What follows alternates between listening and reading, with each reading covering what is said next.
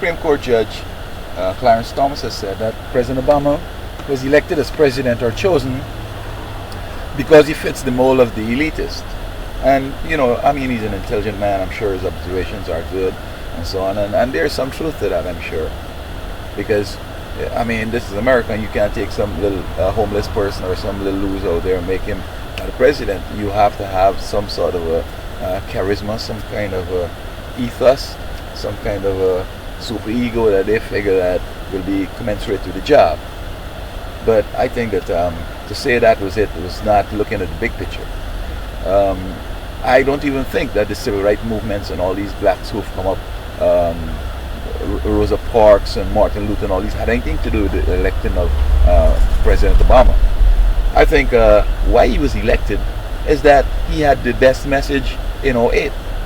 Everybody, in essence, was talking the end of the America doom and gloom.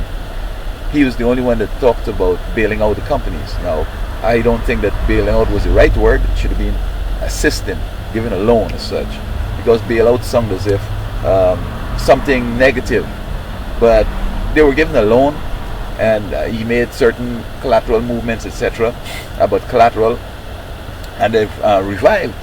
And many people are trying to discredit Americans and saying that Americans aren't smart and this and that or whatever, but to choose him showed that folks were smart. When the time comes to be smart, folks will definitely put on that brilliant cap.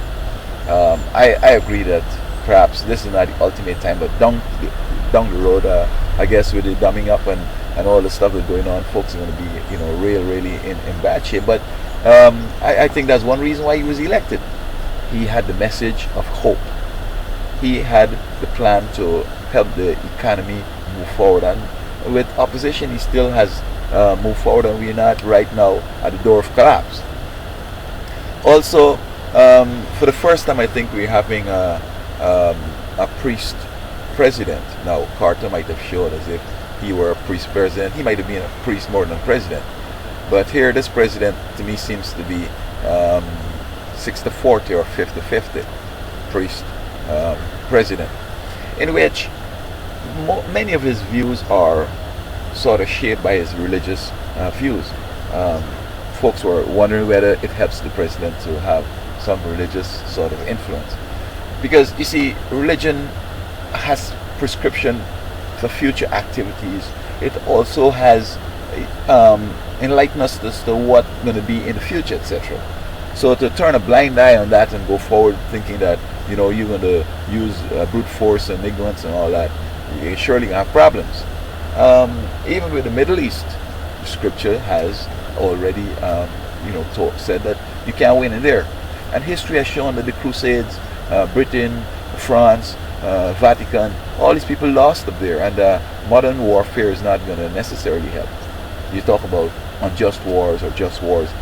When in '79 Iran had invaded the embassy, any response would have been justified. And if a war had ensued, it would have been a just war. I mean, I've seen it from where I don't have any information of nothing. But yet when they were sort of amassing and getting ready for the secret operation, it failed from the start. Men died without even from hostile action. A whole bunch of things went wrong. So that to understand that, it takes some religious sort of understanding. And you know what? The scripture even allude to a fourth party being in the White House. It says in the last days, 4 angels will be holding back the winds of strife. Again, here is the priesthood. Here is a family that is led by a priest president, and they are conforming to an extent to religious overtones. And so angels just mean messengers. Don't mean that they came from heaven, the UFOs or aliens or whatever. Messengers is what the word angels mean. Of course, they're these extraterrestrial beings that we know have appeared and helped people and all that stuff. But to be ministers, we could all be angels, just ministers. All right, and he has had also a sterling career. First black law journal editor at Yale, at Harvard. And so many other things. He kind of destroyed keys up in Chicago there, He declared himself president in Chicago, backdrop of snow with a trench coat, just like I guess Lincoln. So that he has done things that were different, and I'm sure that really helped it. So to say that because he was elitist, I think that's just one of the things, and that's just what seemed to be obvious.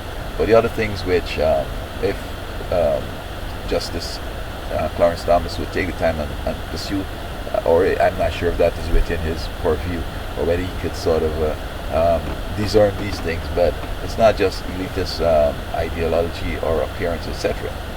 And I mean, he still has more growth to experience, and it's I don't know, maybe they'll give him the next 8 years, watch it, but you know, he was the right man for the job, and his maneuvers also in the Middle East.